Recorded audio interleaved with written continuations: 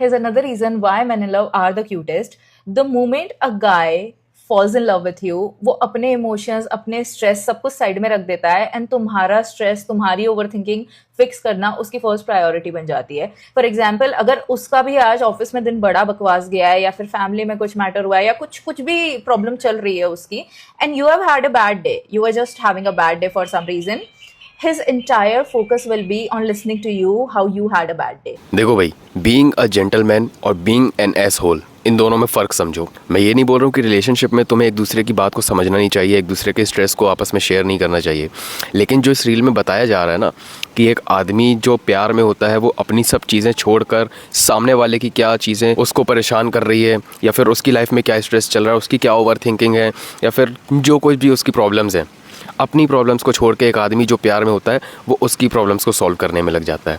और यही एक सबसे बड़ा रीज़न है मेरे भाई कि आधे से ज़्यादा रिलेशनशिप्स में आदमी को चूतिया घोषित कर दिया जाता है, क्योंकि वो प्यार में इतने ज़्यादा सिम्प हो जाते हैं कि हमारी लाइफ की जितने भी स्ट्रेस है, हमारी लाइफ की जितनी भी प्रॉब्लम्स है वो गए भाड़ में. हम प्यार में हैं, इसका मतलब भाई तू अपनी ओवर थिंकिंग पहले बता, अपनी प्रॉब्लम्स पहले शेयर कर, मेरी चीज़ों की तू छोड़. मेरी लाइफ में जो भी फाइनेंशियल कंडीशंस चल रही हो, जो भी स्ट्रेस चल रहे हो, जो भी ऑफिस में बॉस चाहे मेरे को 4 गालियाँ सुना रहा हो, चाहे मैं अपनी पर्सनल लाइफ में कोई भी चीज़ें फेस कर रहा हूँ, चाहे फैमिली सिचुएशंस कैसी भी हो, लेकिन मेरी प्रॉब्लम्स को तुम छोड़ो. तुम अपनी बताओ भाई, तुम्हारी क्या ओवर थिंकिंग है, तुम अपनी शेयर करो, तभी तो माना जाएगा ना कि एक आदमी रिलेशनशिप में सच में प्यार में है. And if you ask him how was your day, he would just go like कुछ नहीं, नॉर्मल था, हाँ ठीक है, कुछ नहीं हुआ. He won't even mention it in front of you कि वो किस चीज़ों से go through कर रहा है, just so that you are not stressed, just so that तुम overthink ना करने लगो. And that is next level of empathy one can have for someone, क्योंकि इतना कंसिडरेट कोई कैसे हो सकता है यार. और यहीं पर एक रिलेशनशिप में एक आदमी सबसे ज़्यादा जो चीज़ लैक करता है वो यही है कि वो अपनी चीज़ें सामने वाले पार्टनर को कभी समझा ही नहीं पाता. अगर वो ये सोचने लग जाए कि यार मैं उसको परेशान नहीं करना चाहता, वो ओवर थिंक करने लग जाएगी, अपनी सिचुएशंस को छोड़ के पहले उसकी सिचुएशंस को प्रायोरिटी बनाऊंगा, तो भाई यहाँ पर अंडरस्टैंडिंग लेवल्स ना डगमगाने लग जाते हैं. तुम कभी अपने पेरेंट्स के रिलेशनशिप्स को देखना भाई, एक रिलेशनशिप में बॉन्डिंग्स ऐसे नहीं बनती कि हम अपनी चीज़ों को छोड़कर सामने वाले को पहले प्रायोरिटाइज़ कर दें. प्रायोरिटी की बात नहीं होती. अगर प्रायोरिटाइज किसी चीज़ को करना भी है ना, तो दोनों तरफ से इक्वल लेवल पर होती है प्रायोरिटी, ना कि ये कि मैं अपनी चीज़ों छोड़कर तुम्हारी चीज़ों को पहले प्रायोरिटी दूं, ना कि सामने वाला अपनी चीज़ों को छोड़कर हमारी चीज़ों को पहले प्रायोरिटी दे. दोनों की चीज़ें इक्वल लेवल पर होनी चाहिए. दूसरी चीज़, ये सबसे बड़ी गलतियाँ करते हैं आदमी कि अपनी सारे इमोशंस को वो छुपा लेते हैं. देखो, मैं मानता हूँ कि एक रिलेशनशिप में तुम सारे इमोशंस नहीं दिखा सकते, अपने पार्टनर को, अपनी वाइफ को नहीं दिखा सकते, क्योंकि हम आदमियों के अंदर जो इमोशंस होते हैं ना, वो बहुत भारी इमोशंस होते हैं, और जब निकलना स्टार्ट होते हैं तो इतनी तेज़ी से निकलते हैं कि सामने वाला रेडी भी है कि नहीं उन इमोशंस को संभालने के लिए. तो हमारे इमोशंस तो बहुत भारी तरीके से निकलते हैं, या तो निकलते ही नहीं, और निकलेंगे तो बहुत भारी तरीके से निकलते हैं.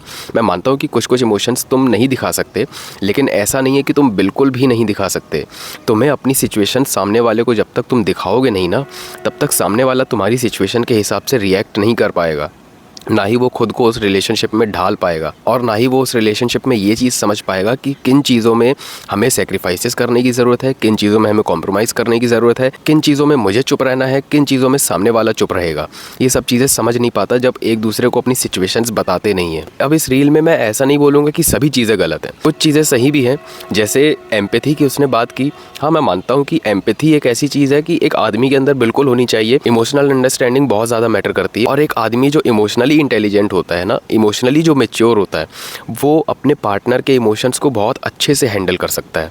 वो बहुत अच्छे से उस चीज़ को कैप्चर करके उसको संभाल सकता है. कभी गुस्सा आ रहा है, कभी रोना आ रहा है, कभी हंस रही है, कभी इतने सारे इमोशंस जब वो अपने डिलीवर करती है ना एक साथ, जब अपने पार्टनर पे लड़कियां ट्रस्ट करने लगती है ना, अपने जिस आदमी के साथ वो हैं, जब वो उस पर ट्रस्ट करने लगती है ना कि हाँ मैं अपने इमोशंस की बरसात इसके ऊपर कर सकती हूँ, और वो ट्रस्ट तभी कर पाती हैं जब तुम मेरे भाई इमोशनली इंटेलिजेंट हो और इमोशनली अंडरस्टैंडिंग हो. इसके साथ ही तुम्हें इमोशनली मैच्योर भी होना पड़ेगा. इसका मतलब क्या होता है कि जब तुम्हारी पार्टनर जब अपने सारे के सारे इमोशंस तुम्हारे ऊपर बरसात कर रही होती है ना, अपने जो उनके मूड स्विंग्स होते हैं उनमें इतने सारे इमोशंस उनके अंदर आते हैं, और तुम जब उस चीज़ को हैंडल कर पाते हो, जब तुम उसके सारे इमोशंस को अच्छे से कैच करते हो और उसे अपने अंदर लेकर उसे संभालते हो और उसे समझाते हो कि हाँ भाई ऐसी ऐसी चीज़ें हैं, तुम उसकी बातों को सुनते हो, समझते हो, और उसको प्यार से जब तुम समझा सकते हो, ये चीज़ बहुत ज़्यादा मैटर करती है. और लड़कियाँ ये चीज़ तभी कर पाती है जब तुम इस तरह के एक आदमी होते हो, इमोशनली इंटेलिजेंट, इमोशनली अंडरस्टैंडिंग और इमोशनली मैच्योर। ऐसा नहीं कि सामने वाला गुस्सा कर रहा है तो तुम भी उसके ऊपर चढ़ बैठे कि अरे यार किस बात पे गुस्सा कर रहे हो और मैंने तो कुछ किया ही नहीं है, जब देखो तुम्हारी लड़ाई चालू हो जाती है। ऐसे नहीं होता मेरे भाई। जब तुम्हारी पार्टनर तुम पे किसी भी बात पर गुस्सा कर रही होती है ना, तब उस समय मुद्दा ये नहीं होता कि वो गुस्सा कर किस बात पे रही है। तब तुम्हें ये समझना होता है मेरे भाई कि हो सकता है ये उसके मूड स्विंग की वजह से हो रहा हो। क्योंकि जब लड़कियां बोलती है ना एक रिलेशनशिप पे, कभी कभी वो जब उदास हो जाती हैं किसी भी बात पे और तुम पूछते रह जाते हो कि बताओ क्या हुआ, वो बोलती मुझे नहीं पता। ये इसीलिए होता है भाई, उन्हें खुद नहीं पता होता कि वो किस चीज़ पे नाराज़ हैं, किस चीज़ पे हंस रही हैं, किस चीज़ पे गुस्सा कर रही हैं, किस चीज़ पे रो रही हैं। ये मूड स्विंग्स की वजह से होता है। जब उनकी बॉडी में हार्मोनल इम्बैलेंसेस होते हैं ना, तो इमोशंस उस फेज़ में उनके ऊपर बहुत ज़्यादा हावी हो जाते हैं। और जब वो अपने इमोशंस को किसी ऐसे बंदे पर नहीं निकाल पाती जो उस इमोशंस को समझ सके, उनके इमोशंस को कैप्चर कर सके, उसको संभाल सके, तब वो ट्रस्ट भी नहीं कर पाती। तो तुम्हारे लिए पहली चीज़ तो यही बनती है मेरे भाई कि तुम ऐसे एक इमोशनली मैच्योर और इंटेलिजेंट आदमी बनो जो अपने पार्टनर के इमोशंस को हैंडल कर सके मैच्योरिटी के साथ। इसके साथ ही मेरे भाई, आदमी जब प्यार में होता है ना तो उसको सिंप नहीं हो जाना पड़ता। आदमी के प्यार में होने का मतलब ये नहीं कि तुम उसको सिर्फ बातों से ही रिझाते जा रहे हो। बातों से एक आदमी कहीं भी नहीं पहुंच सकता। आदमी पहुंचता है अपने कर्मों से, अपने एक्शन से। और यही चीज़ नहीं है मेरे भाई, मैंने अपनी पर्सनल लाइफ में भी बहुत सारे ऐसे एग्जांपल्स देखे हैं जिसमें एक आदमी अपनी पार्टनर को परेशान नहीं करना चाहता, उसे न कुछ भी मतलब कोई भी इमोशन नहीं देना चाहता। इस वजह से वो अपने सारे इमोशंस उससे छुपाता है, अपनी फाइनेंशियल सिचुएशंस छुपाता है, वो अपनी मेंटल सिचुएशंस को छुपाता है, मतलब अपनी सब चीज़ों को छुपा कर रखता है ताकि वो उसके सामने एक परफेक्ट आदमी बना रह सके। जिसकी वजह से उसकी जो मेंटल पीस जो है वो इतनी ज़्यादा फक्ड हो जाती है ना, वो इतना ज़्यादा फ्रस्ट्रेट हो जाता है कि मैं क्या बताऊँ। मेरा एक कस्टमर है, मैं खुद बिज़नेस करता हूँ, क्लाउड किचन का बिज़नेस है मेरा। तो हमारा एक कस्टमर है, वो खैर मैरिड आदमी है। उसने शादी के टाइम पे ना अपनी वाइफ से कुछ चीज़ें क्लियर नहीं करी थी। और अब पता है क्या हो रहा है, वो अपनी वाइफ के पीठ पीछे नॉनवेज खाता है क्योंकि उसकी वाइफ ये चीज़ अलाउ नहीं करती। और मैंने जब उससे पूछा कि यार तुमने ये अगर तुम्हें ये चीज़ करनी पड़ रही है तो तुमने शादी के टाइम पे ये चीज़ क्यों नहीं की, तो उसने कहा कि अरे यार मैं उससे बोलता और क्या पता वो इसको एक्सेप्ट करती या नहीं करती, मैं पसंद बहुत करता था। तो मैंने बोला चलो ठीक है, अभी इसको नहीं बताते हैं, पीठ पीछे ये चीज़ें चलती रहेंगी। तुम सोच रहे हो डेस्परेशन में एक रिलेशन हुआ है और उसका नतीजा क्या निकल रहा है। नतीजा ये निकल रहा है कि वो अपनी वाइफ के, जब वो कभी बाहर जाती है महीने 2 महीने के लिए, तो उसके पीठ पीछे वो चिकन खाता है, नॉनवेज खाता है, लेकिन उसके सामने वो इस तरह से बनता है जैसे मैं कभी छूता ही नहीं था। और ये चीज़ इसलिए क्योंकि वो डेस्परेट था उस औरत के लिए।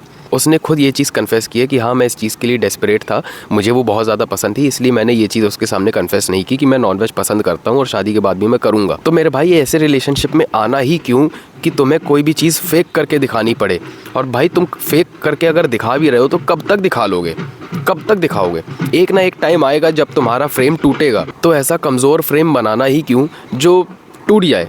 ऐसा मजबूत फ्रेम बनाओ ना जो बिल्कुल डंके की चोट पर बना हो कि हाँ भाई ये चीज़ें मेरी लाइफ में है और ये चीज़ें हमेशा लाइफ में रहेंगी। तुम जब ऐसे क्लियरिटी से बात करते हो ना किसी से, तब वो रिलेशनशिप स्ट्रांग होता है और उसमें बॉन्डिंग्स ना डगमगाने के कोई चांसेस नहीं होते। तो बस भाई आज के लिए बस इतना ही। आई होप कि तुम्हें वीडियो पसंद आई होगी। वीडियो पसंद आई तो शेयर कर देना, चैनल पे नए आए थे तो चैनल को सब्सक्राइब कर लेना। इसके साथ ही एक चीज़ मैं तुम्हें और बताता हूँ कि आदमी प्यार में होता है तो चूतिया नहीं होता।